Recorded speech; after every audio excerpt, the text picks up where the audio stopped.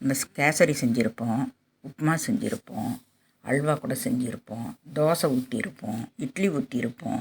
இதில் புட்டு எப்படி பண்ணுறது அப்படின்றத இந்த வீடியோவில் பார்க்கலாம். ஒரு டம்ளர் ஒரு கப்பு, இன்னொரு டம்ளர் அரை கப்பு அளவு நான்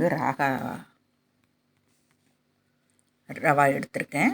அது டோஸ்ட் பண்ணதான், வறுத்த ரவா தான். இருந்தாலும் நம்மளும் இன்னொரு வாட்டி வறுத்துக்கணும். வறுத்து தான் பண்ணணும், இல்லைன்னா அது ஒரு மாதிரி குழன்னு இருக்கும், கட்டி கட்டியாக போயிடும். அதனால் நான் ஒரு கப்பு அளவுக்கு ரவா எடுத்துக்கிறேன். வறுத்த ரவா இருந்தாலும் நம்மளும் ஒரு வாட்டி வெறும் வாணல்லையே போட்டு கூட வறுத்துக்கலாம். நம்ம எண்ணெய் எதுவும் ஊற்ற தேவையில்லை. அதனால் அப்படியே வெறும் வாணல்லையே போட்டு நமக்கு நல்லா சூடு ஏறுற வரைக்கும் நல்லா வறுத்துக்கலாம். நல்லாவே வறுத்துக்கலாம்.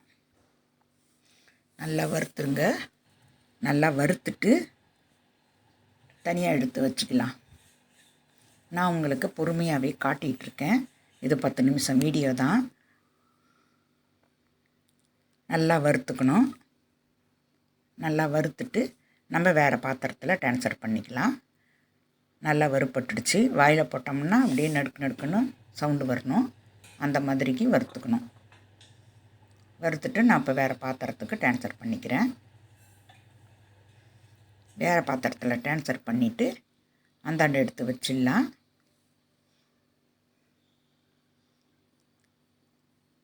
நான் உங்களுக்கு எதுக்கு இவ்வளோ பொறுமையாக சொல்லிகிட்ருக்கேன்னா, நல்லா புரியணும் அப்படின்றதுனால தான். அதனால தான் நான் சொல்லிகிட்ருக்கிறேன். இதில் கொஞ்சமாக ஒரு சிட்டிகை அளவுக்கு உப்பு போட்டால் போதும். நிறையா உப்பு தேவையில்லை ரவாவுக்கு. இதில் ஒரு மூடி தேங்காய், நான் ஒரு மூடி தேங்காயும் போட போகிறதில்ல, அரை மூடி தேங்காய் தான் துருவிக்க போகிறேன். அரை மூடி தேங்காய் போதும். ஏன்னா ஒரு கப்பு தான் ரவா, அதனால் அரை மூடி தேங்காய் போகிறோம். இது 2 பேரும் சாப்பிட்லாம். ஒரு சிட்டிகை அளவுக்கு உப்பு போகிறோம். ஒரு பிஞ்சு சிட்டிகை அப்படின்னா பிஞ்சு, ஒரு பிஞ்சு அளவுக்கு உப்பு போட்டுட்டு நல்லா கலந்து விட்டுக்கலாம். ஃபஸ்ட்டு நல்லா கலந்து விட்டுக்கோங்க. நல்லா கலந்து விட்டுட்டு அதுக்கப்புறம் தண்ணி விட்டுக்கலாம். தண்ணி நமக்கு ஒரு 3 டேபிள் ஸ்பூனும் இல்லைன்னா 4 டேபிள் ஸ்பூன் அவ்வளோதான் தண்ணி தேவைப்படும். நிறையா தேவைப்படாது. இப்போ 2 டேபிள் ஸ்பூன் அளவுக்கு ஊற்றியிருக்கேன்.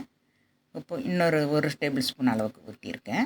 3 டேபிள் ஸ்பூன் தான் ஊற்றியிருக்கேன் இப்போதைக்கு கணக்குக்கு. இதை நல்லா கலந்து விட்டுருங்க.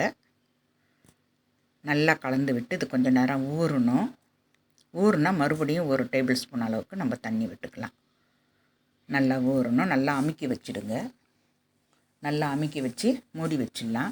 ஒரு 5 நிமிஷம் கழித்து மறுபடியும் எடுத்து பார்க்கலாம். இப்படி நம்ம பிடிச்சோம்னா நல்லா அப்படியே பிடிக்கணும். உதிர்த்து விட்டோம்னா அப்படியே உதிர்ந்துடணும். புட்டு மாவு எப்பயுமே அந்த மாதிரி தான் இருக்கணும். நல்லா அமுக்கி விட்டுட்டு மூடி போட்டு நம்ம மூடிக்கலாம். ஒரு 5 நிமிஷம் கழித்து மூடிக்கலாம். ஓப்பன் பண்ணி பார்த்துக்கலாம். இப்போ நான் மூடிட்டேன். ஒரு 5 நிமிஷம் ஆயிடுச்சு.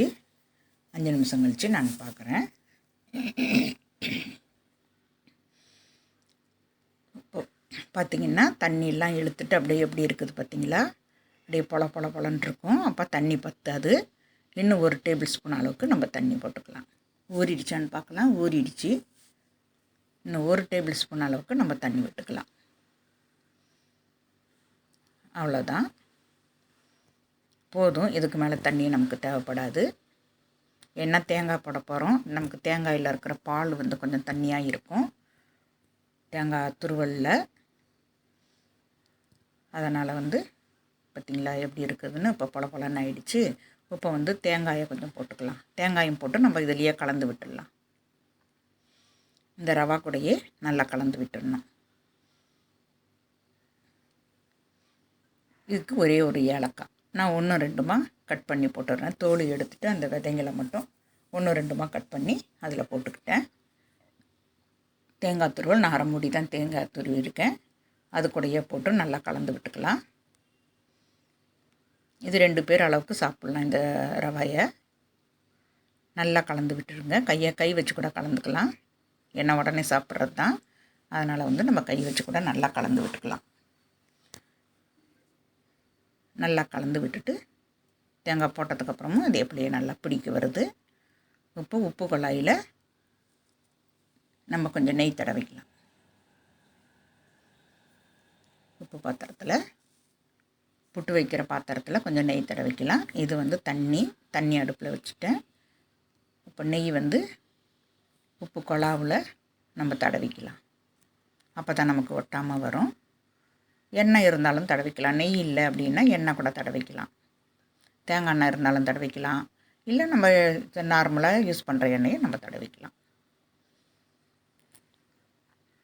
நான் வந்து கையில் தான் தடவுறேன். எண்ணெய் தடவுறதுக்கு வேறு எதுவும் இல்லை. அதனால் கொஞ்சமாக ஊற்றி விட்டுட்டு நல்லா தேய்ச்சி விட்டுருவேன் கையாலேயே. பாருங்கள் எந்த அளவுக்கு தடவி இருக்கிறேன்னு. இப்போ இதுக்கு அடியில் இருக்கிற வில்லையை போட்டுடலாம். அந்த வில்லையை அடியில் போட்டு விட்டுடலாம். இதில் அடியில் தேங்காயெல்லாம் போடணுன்ட்டு இல்லை, அவசியம் இல்லை. வேணும்னாலும் போட்டுக்கலாம். நான் தேங்காய் போடாமல் தான் ரவையை எடுத்து வைக்க போகிறேன்.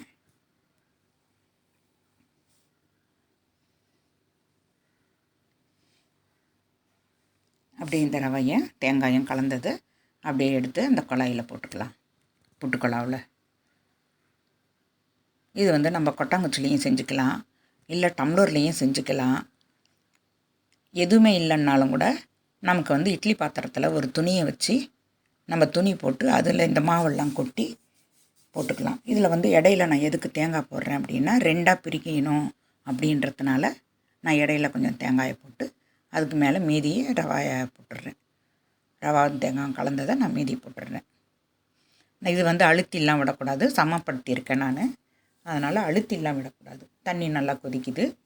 தண்ணி கொதிக்கும்போது இந்த குழாவையும் புட்டு குழாவை தூக்கி அதில் வச்சுட்டு நல்லா மூடி விட்டுடலாம்.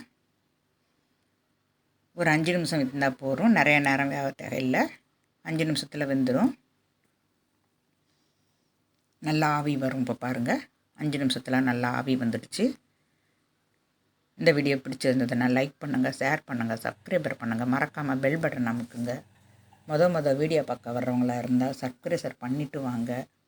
வெந்துடுச்சு. இப்போ நான் தோசை கரண்டியை வச்சு பேக் சைடில் வச்சு நான் தள்ளி விடுறேன். அப்படியே அழகாக வரும். வந்துடுச்சு பாருங்கள். இந்த மாதிரி 2ஆக வரணுன்றதுனால தான் இடையில நம்ம தேங்காய் போடுறது. எந்த மாவு போட்டாலுமே இந்த மாதிரி 2 சைஸ் 2 வரணும் 3 வரணும் அப்படின்னா நம்ம தேங்காய் இடையில கொஞ்சம் கொஞ்சம் போட்டோம்னா நமக்கு எத்தனை வேணுமோ அந்த மாதிரி எடுத்துக்கலாம். கரெக்டாக இருக்குது பாருங்கள். நம்ம அழுத்தியே விடக்கூடாது. அழுத்தி விடாமல் அப்படியே அள்ளி போட்டுட்டு கொஞ்சமாக சமப்படுத்தியிருக்கேன் நான். ஒரு கட்டையால் சமம் மட்டும் படுத்திட்டு மறுபடியும் தேங்காய் போட்டுக்கிடலாம். அவ்வளோதான். இது வந்து சர்க்கரை இல்லாமல் சாப்பிட்றதுக்கு. இது கொஞ்சோண்டு நெய் விட்டுக்கலாம். அது மேலே நெய் விட்டுட்டு நம்ம நாட்டு சர்க்கரை போட்டு சாப்பிட்டுக்கலாம். நாட்டு சர்க்கரை ரொம்ப டேஸ்டியாக இருக்கும், ரொம்ப சூப்பராகவும் இருக்கும். நடுவிலலாம் நல்லா வெந்துடுச்சு பாருங்கள். சூப்பராக வெந்துடுச்சு. நான் நாட்டு சர்க்கரை தான் போட்டு சாப்பிட போகிறேன். உங்களுக்கு வெள்ளை சர்க்கரை பிடிக்கும்னா வெள்ளை சர்க்கரையும் போட்டு சாப்பிட்டுக்கலாம். சும்மாவும் சாப்பிட்டுக்கலாம். சர்க்கரை எதுவும் இல்லை அப்படின்னாலும் கூட அப்படியே கூட சாப்பிட்லாம். ஆனால் ரவா அப்படின்றது தெரியாது, அரிசி புட்டு மாதிரி தான் இருக்கும். அவ்வளோ டேஸ்டியாக இருக்கும். இந்த வீடியோவுக்கு எப்படி இருக்குன்றதை கமெண்ட் பாக்ஸில் சொல்லுங்கள். தேங்க்யூ.